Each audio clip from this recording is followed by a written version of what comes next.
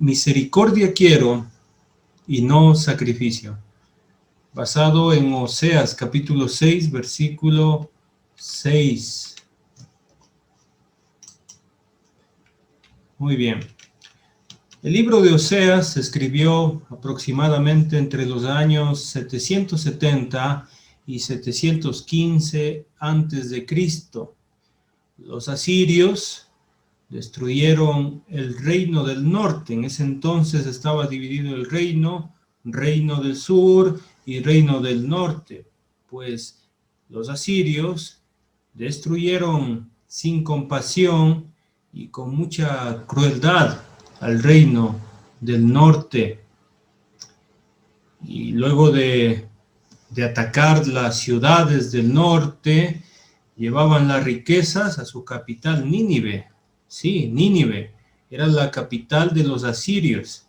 ¿Se acuerda?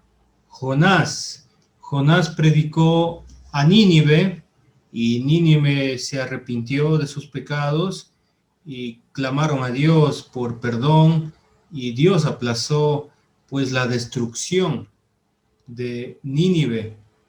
¿Se acuerda? Proclamaron ayuno y se vistieron de cilicio. Bueno, para que usted lo sepa, 120 años después que Jonás predicó en Nínive, el profeta Nahum anunció la destrucción de Nínive. Nínive se corrompió, hizo lo malo delante de los ojos del Señor y terminó pues condenada. Sufrió el juicio de Dios. El profeta Oseas, el que vamos a estudiar en esta noche, predicó aproximadamente 45 años, todo ese tiempo predicando y predicando la voluntad de Dios. Y abarca sus 45 años en los últimos días del reino del norte. Y en este tiempo, él fue contemporáneo con el profeta Amós.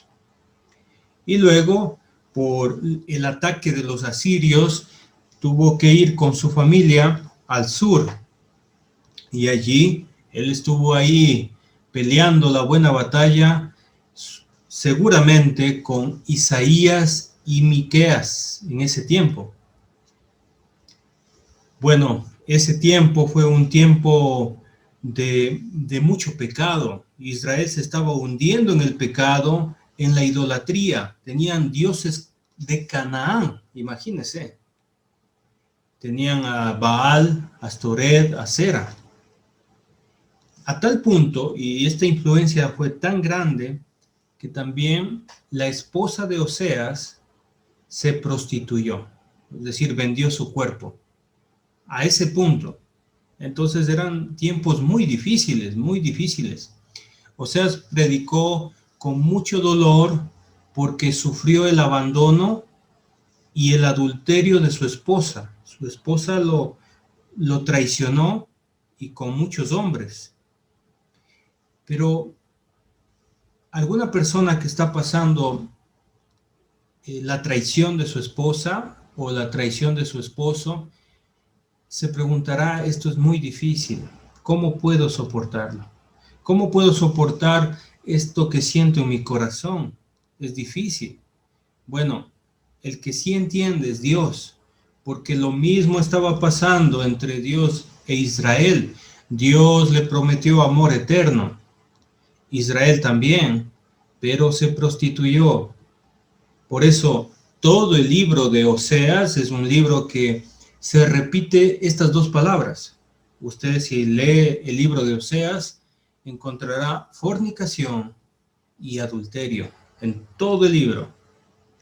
Ahora, ¿cómo era la condición de Israel en aquel entonces?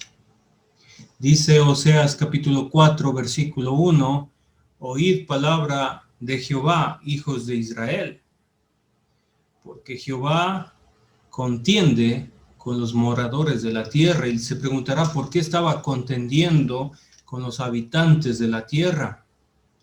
Porque no hay verdad ni misericordia. Y mire lo que le faltaba a la humanidad, lo mismo que le está faltando hoy, ni conocimiento de Dios en la tierra. Entonces, ¿por qué las sociedades se destruyen? ¿Por qué las familias se destruyen? Incluso, ¿por qué las iglesias pueden destruirse?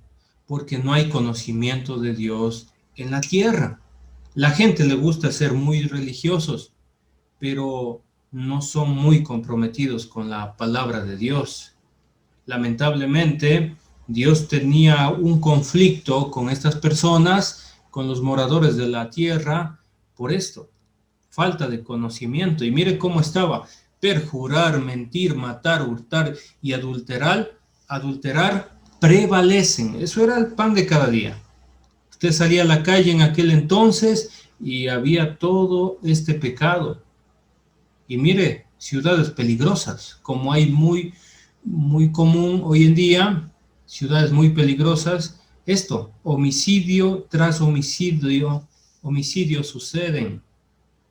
Sí, hay veces que hay ciudades que cada día matan a muchas personas. Es las consecuencias de estar sin Dios. Y usted debió tener subrayado esta frase, Oseas capítulo 4, versículo 6. Mi pueblo fue destruido, ¿pero por qué?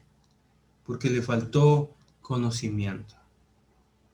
Por cuanto desechaste el conocimiento, yo te echaré del sacerdocio, y porque olvidaste la ley de tu Dios, también yo me olvidaré de tus hijos. Mire, este texto es muy famoso, es muy recordado, pero hagamos unas aplicaciones en este texto, ya que lo tenemos aquí en la pantalla. Por favor, reemplace, en vez de pueblo, coloque familia. Mi familia fue destruida porque le faltó conocimiento. Imagínense. O reemplacemos, pongamos, la iglesia fue destruida porque le faltó conocimiento. O la nación. Mi nación fue destruida porque le faltó conocimiento. Mire, queridos hermanos, nosotros tenemos hijos y tenemos un compromiso muy grande con ellos. Nuestra familia debe estar comprometida a estudiar la palabra de Dios. Por eso, si usted tiene niños en su casa y ya pueden escuchar, ya pueden entender porque asisten a las clases, o tienen jóvenes en su casa, por favor, llámeles, que estén junto a usted aprendiendo la palabra de Dios. Mire lo que dice el texto, vamos a repetir: por cuanto desechaste el conocimiento, es decir, no pusiste el conocimiento de Dios en primer lugar como una prioridad en tu vida, yo desecharé el sacerdocio. ¿Qué significa esto? Que no hay culto en la casa, no hay culto en la iglesia, no hay culto en la sociedad. No se está orando, no se está estudiando la palabra de Dios, no se está teniendo devocionales, no se está cantando, no se está tomando en serio a Dios. No hay sacerdocio. Y mira lo que dice: y porque olvidaste la ley de tu Dios. Qué triste, ¿verdad? Qué triste. Porque cuando dejamos la ley de Dios, va a haber consecuencias sobre nuestros hijos. Probablemente una persona diga: mire, yo no soy fanático, yo asisto a la iglesia los domingos. ¿Y dónde están tus hijos? Pues están en la casa, se quedaron viendo televisión. Alguna vez yo le pregunté a un hermano que le conocí en una congregación: ¿cómo está, hermanito? ¿Usted, su esposita es cristiana? Sí. ¿Sus hijos? Están por bautizarse. Ah, ¿y dónde están para conocerles? No, se quedaron, es que tenían un cumpleaños y se quedaron en la casa. Lamentable. Lamentable. Hay veces que no es la prioridad Dios en nuestra vida. Y los hijos, mueren sus padres y los hijos no van a ir a la iglesia. Porque si en vida de los padres no lo hacen, mucho menos lo harán cuando el padre no esté. Y esto es, queridos hermanos, una realidad. Porque olvidaste la ley de tu Dios, también yo me olvidaré de tus hijos. Y es lamentable. Podemos dejar a nuestros hijos una buena educación. Pueden la gente decirle ingeniero, doctor, máster, etcétera, etcétera. pero imagínense qué está pasando realmente. No les estamos dejando una herencia eterna. Esa es la más importante. Ahora, mira el versículo 12. Así estaba Israel. Esto era el resumen de la condición espiritual de Israel. Mi pueblo a su ídolo de madera pregunta. Teniendo un Dios eterno, Israel teniendo al Dios creador del cielo y la tierra, conversando con un leño. Imagínense. Y el leño le responde, esto es ironía. Así es la idolatría. Gente arrodillada delante de un tronco de árbol, delante de un leño, confiándole su vida y diciendo, me está hablando este ídolo. ¿Y sabe por qué la gente prefiere confiar en un ídolo? ¿Por qué prefiere confiar en un tronco de madera? En una estatua. ¿Por qué? Porque nunca el leño le va a decir que está mal en su vida. Miren cómo estaba el espíritu de ellos, qué sentían dentro de sí, porque el espíritu de fornicación les hizo errar. Es decir, su pecado hizo que ellos se equivoquen. Por eso no debemos confiar en nosotros mismos, debemos confiar en Dios, porque nosotros dependemos de Dios. Y mire, ¿por qué razón la gente prefiere la idolatría que el Dios verdadero?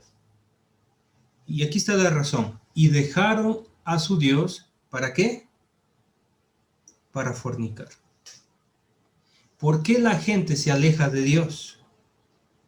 ¿Por qué la gente no va a la luz? Le invito por favor a estudiar y leer Juan capítulo 3, versículo 16. Pero el 17 también, y el versículo 18 y 19 también. Porque ahí está el consejo completo. Dice allí que las personas que no creen es porque aborrecen la luz. No quieren que la luz resplandezca en su vida. ¿Por qué? Porque aman la oscuridad. Y no quieren que la luz resplandezca sobre ellos, porque sus obras son malas.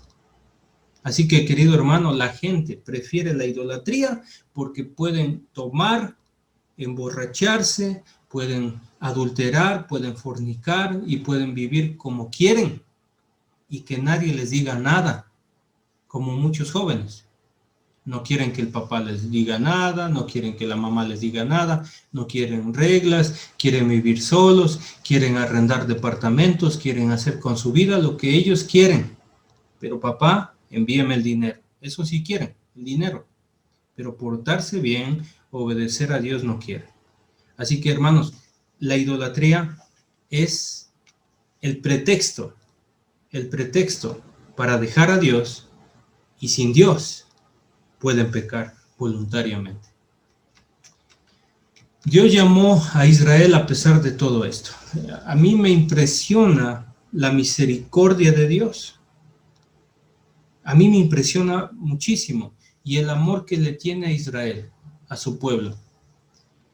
Y lo que vamos a leer, queridos hermanos, es la imagen de lo que Dios siente y de lo que Dios hace, encarnada en la vida de Oseas. Lo que va a hacer Oseas en este momento es lo que hace Dios todo el tiempo. Mire lo que Dios le manda a Oseas. La mujer de Oseas le había dejado, había abandonado su hogar y se había ido tras muchos hombres, se había prostituido. A tal punto que la mujer de Oseas le fue tan mal, que era una prostituta, y terminó como esclava, es decir, lo peor. No estaba prostituyéndose para tener beneficios económicos de ella, sino que ella se prostituía para otras personas, es decir, recibían dinero otras gentes. Imagínese a qué punto cayó la mujer de Oseas. Versículo 2, capítulo 3, versículo 2. Me dijo otra vez Jehová, ve, ama a una mujer amada de su compañero, aunque adúltera, como el amor de Jehová para con los hijos de Israel, los cuales miran a dioses ajenos y aman tortas de pasas. Lo que le está pidiendo Dios a Oseas es lo siguiente: ve y vuelve con tu mujer que te traicionó. Ve y vuelve con tu mujer que adulteró. Imagínense a Oseas: pero Señor, ¿cómo voy a volver con esa mujer que me traicionó? Teníamos 3 hijos y nos abandonó y se prostituyó. ¿Cómo puedo perdonar a una mujer que hizo todo eso en mi vida? Y Dios le dijo: yo sé todo lo que sientes, Oseas. Yo sé todo lo que sientes. Y yo te estoy pidiendo esto porque también yo lo he hecho. Por eso dice el texto: como el amor de Jehová para con los hijos de Israel. Dios soportó, Dios sintió lo que sintió Oseas. Israel se prostituyó con muchos dioses. Israel amó los deleites de este mundo y le pidió a Oseas que haga lo mismo, que perdone a su esposa. Increíble, ¿verdad? Y mire lo que hizo Oseas. Ahí está él mismo diciendo todo esto. La compré entonces para mí por 15 siclos de plata y 1 homer y medio de cebada. Mire, esto es verdaderamente el perdón. Y esto realmente es el corazón de Dios y el corazón de Oseas. ¿Qué hizo el Señor Jesucristo cuando nosotros estábamos muertos en delitos y pecados? Nos compró a precio de sangre. ¿Qué hizo Oseas? Compró a su esposa por 15 siclos de plata y 1 homer y medio de cebada. Lo que va a hacer Oseas en el versículo 3 no le mandó Dios. Oseas lo hace porque él es un hombre íntegro delante de Dios. 45 años sirvió a Dios aún estando perseguido de los asirios, en tremenda tribulación, sirvió al Señor. Cuando su esposa le dejó y tuvo que criar a 3 hijos, siguió sirviendo a Dios. Y ahora está obedeciendo la voluntad de Dios, volviendo con su esposa. Versículo 3. Y mire las palabras de Oseas. Estas no son un mandamiento, sino esto nace del corazón de Oseas. Y le dije: tú serás mía durante muchos días. No fornicarás, ni tomarás otro varón. Esto le pidió Oseas a su esposa. Y mire lo que hace Oseas. Esto hace un hombre íntegro. Lo mismo haré yo contigo. Esposa, yo no me voy a vengar. Yo no voy a hacer lo mismo que tú me hiciste a mí. Yo me comprometo a respetarte. Yo me comprometo a no fornicar con otra mujer. Yo me comprometo a no tomar otra mujer. Así quiero ser fiel contigo, esposa mía. Así hizo Oseas. ¿Qué le parece? Este predicador, Oseas, el profeta de Dios, mire lo que dice en Oseas capítulo 6, versículo 1.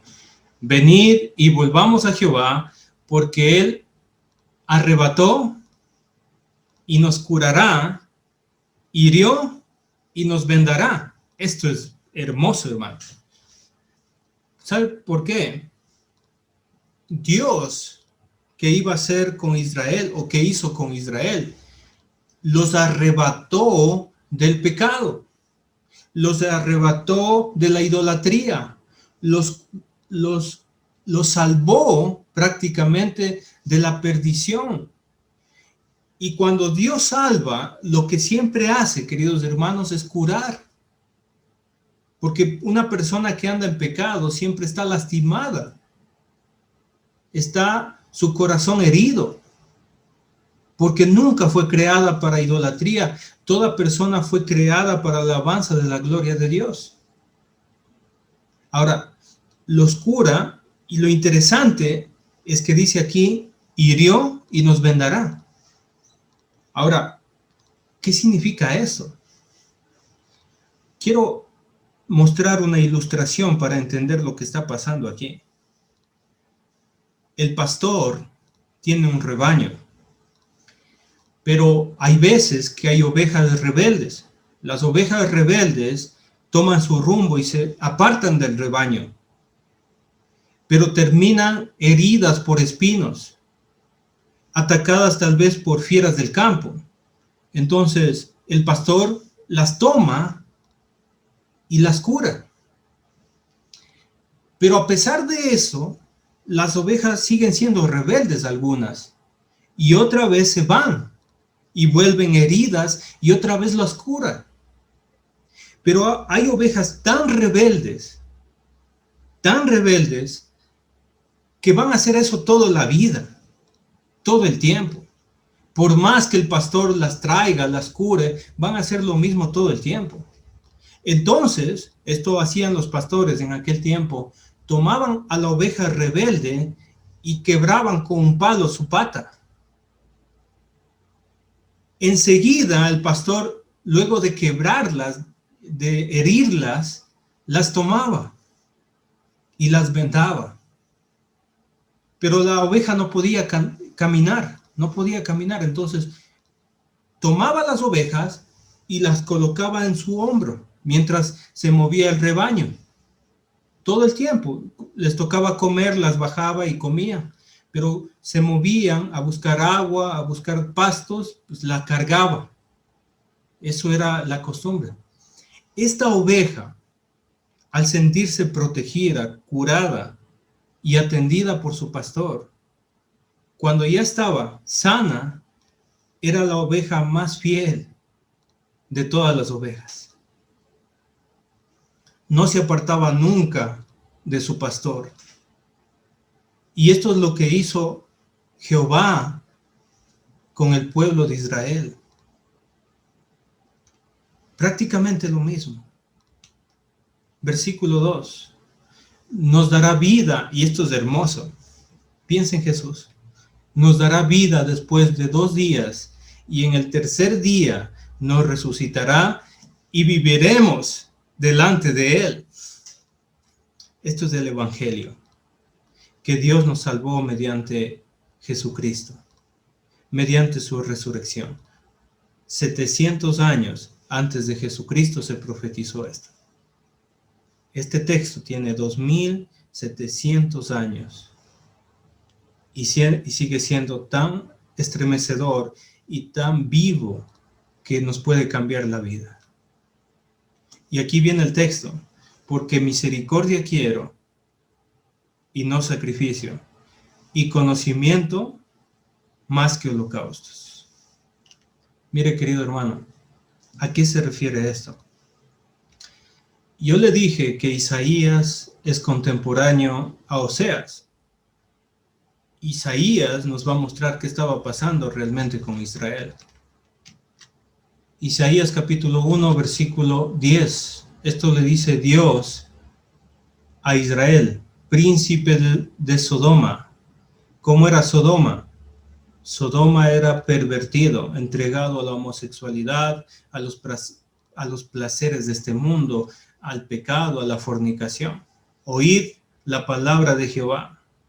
Escuchad la ley de nuestro Dios, pueblo de Gomorra. Escuchen esto, pecadores, les está diciendo. Escuchen esto, está hablando Dios. Y Dios dice, versículo 11, ¿para qué me sirve, dice Jehová, la multitud de vuestros sacrificios? Ellos eran pecadores y decían, bueno, somos pecadores, pero aquí están un montón de sacrificios. Hastiado estoy de holocaustos de carnero. Yo no quiero eso. De cebo de animales gordos. No quiero sangre de bueyes, ni de ovejas, ni de machos cabríos. Así estaba Dios de indignado. Ellos se esforzaban por presentar sacrificios y dice Dios, no quiero eso. Versículo 12. ¿Quién demanda esto de vuestras manos cuando venís a presentaros delante de mí para hollar mis atrios? ¿Quién les está demandando todo esto? Dice Dios. Así estaba Israel. Y así estaba sintiéndose Dios. Versículo 13. No me traigas más vana ofrenda. El incienso me es abominación. La luna nueva, el día de reposo. El convocar reuniones. No las puedo sufrir. Son iniquidad vuestras fiestas solemnes. Vuestras lunas nuevas y vuestras fiestas solemnes las tiene aborrecida mi alma. Me son gravosas. Cansado estoy de soportarlas. Cuando extendáis vuestras manos para orar a Dios, pueblo de Israel, yo esconderé de vosotros mis ojos. Asimismo, cuando multiplicareis la oración, orando el pueblo a Dios, yo no oiré. ¿Por qué? Porque el pueblo, queridos hermanos, se había entregado al pecado. Llenas están de sangre vuestras manos, verso 16. Y querido hermano, y esta es la condición espiritual de Israel. ¿Por qué Dios no quiere aceptar todo eso si Él mandó a hacer eso? ¿Por qué no quería aceptar si Dios dijo hagan esto? ¿Sabe por qué? Por lo siguiente. Lavaos y limpiaos, quitad la iniquidad de vuestras obras delante de mis ojos, dejar de hacer lo malo. Porque ellos pensaban que podían vivir como quieren, pero si eran religiosos, si hacían los rituales, estaban bien delante de Dios. Y Dios dice, no, yo no quiero aceptar todo eso porque ustedes están sucios. Tienen que lavarse, tienen que limpiarse. Y quiten esas obras malas delante de mis ojos. Dejen de hacer lo malo. Y aprendan a hacer el bien. Buscad el juicio. Mire, rectitud al agraviado, al que está ofendido. Buscar rectitud. Hacer justicia al huérfano. Amparar a la viuda. Se creían religiosos por hacer todas las ceremonias, reuniones y oraciones, y cuando veían a un niño muriéndose de hambre, lo dejaban. Cuando veían a una viuda desprotegida, le decían, no hay nada, ándate nomás. Porque se habían olvidado realmente qué quiere Dios. Y Dios quiere que nosotros seamos personas buenas porque somos hijos de Dios. Dios quiere que nosotros busquemos el juicio. Dios quiere que nosotros nos reconciliemos con el que hemos hecho daño. Dios quiere que nos pensemos en el huérfano, que pensemos en la viuda. Luego de hacer esto, Israel, luego de hacer esto, venid luego, dice Jehová, y estaremos a cuenta. Si vuestros pecados fueren como la grana, como la nieve serán emblanquecidos. Si fueran rojos como el carmesí, vendrán a ser como lana blanca. Israel necesitaba arrepentimiento. Y arrepentirse significa aprender a hacer el bien. Eso significa arrepentirse. Dejar de hacer lo malo. Al final del versículo 16 y al principio del verso 17, aprender a hacer el bien. Subraya, hermanito. Empezar a hacer las cosas con justicia. Empezar a ser misericordiosos. Ahora entiende. Cuando dice el Señor, misericordia quiero y no sacrificio, significa que nosotros debemos tener un cambio profundo en nuestras vidas.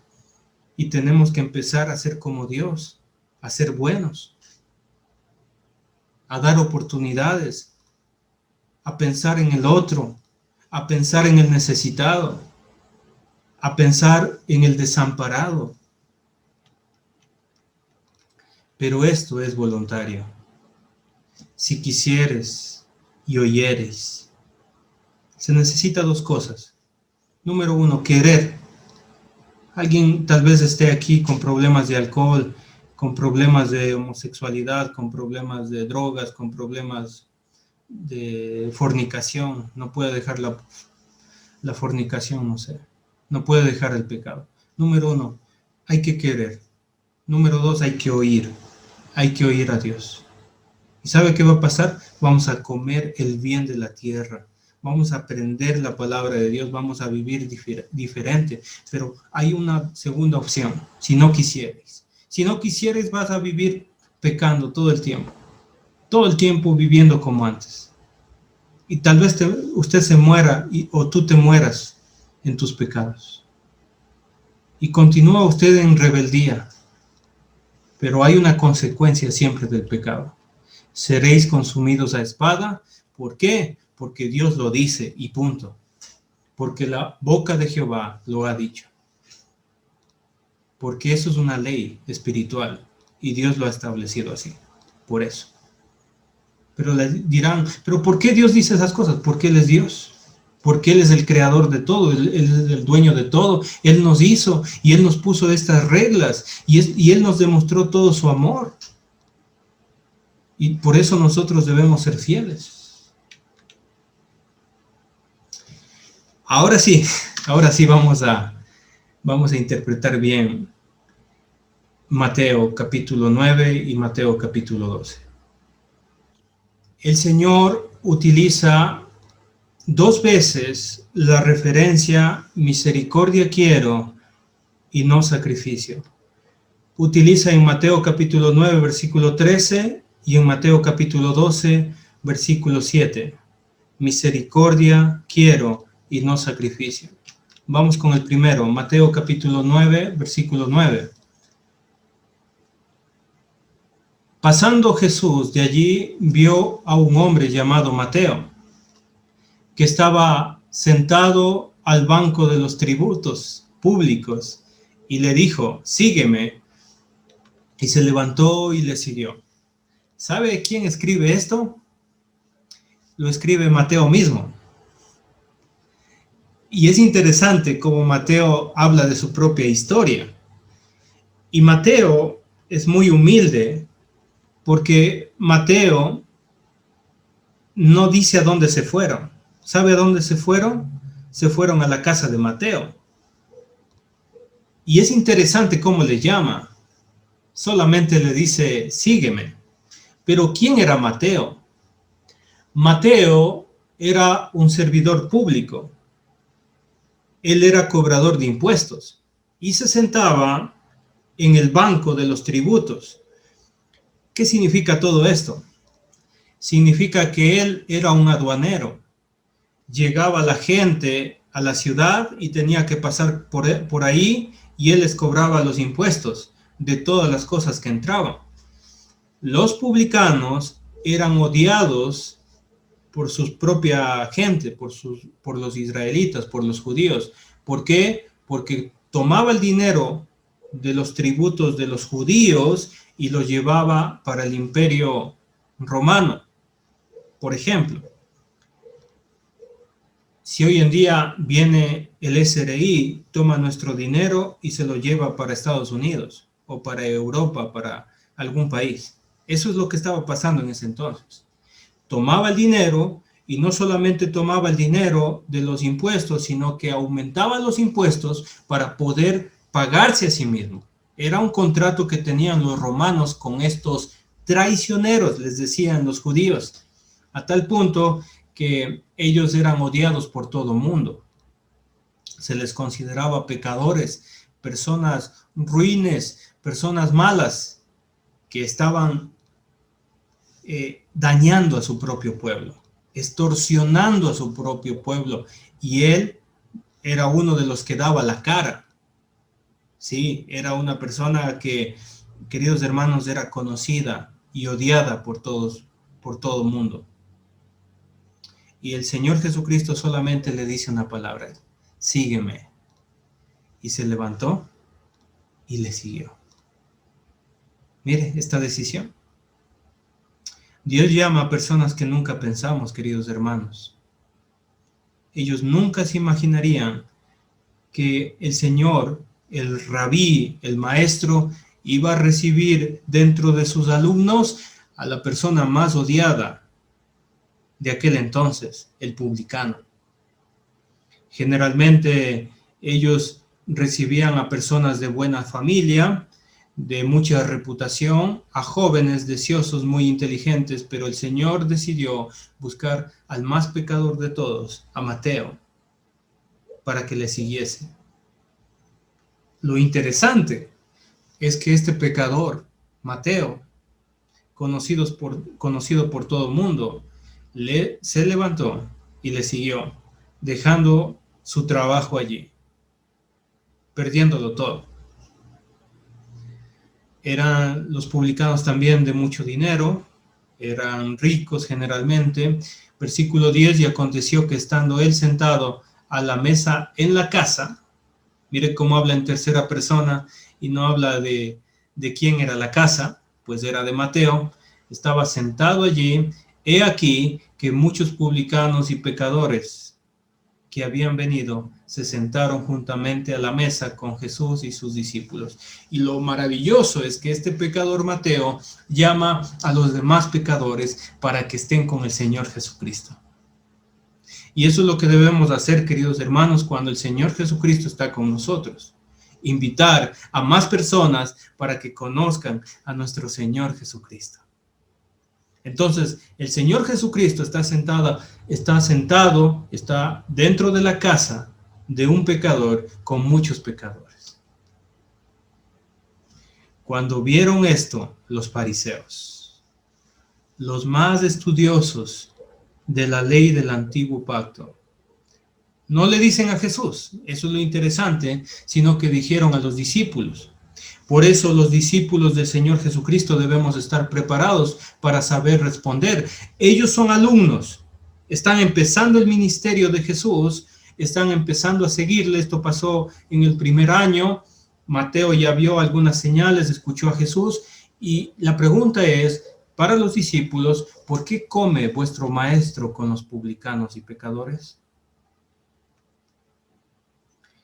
Al oír esto, Jesús les dijo, mire lo que dice el Señor Jesucristo. Los sanos no tienen necesidad de médico, sino los enfermos.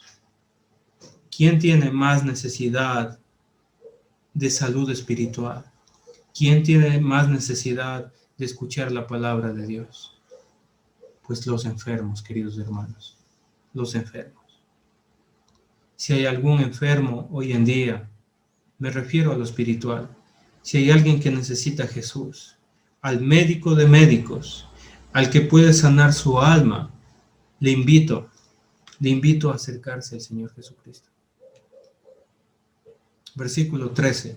Id pues y aprended lo que significa. Fariseos, eruditos de la ley antigua, les tengo una tarea.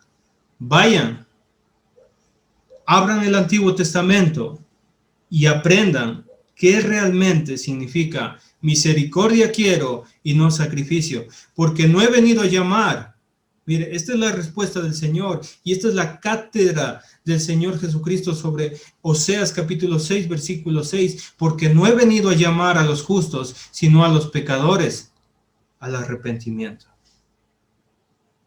El Señor Jesucristo, queridos hermanos, nos está diciendo, yo soy el Dios de Israel, yo soy Jehová del libro de Oseas, estoy llamándoles, estoy haciendo la misma invitación que hizo Dios en el libro de Oseas.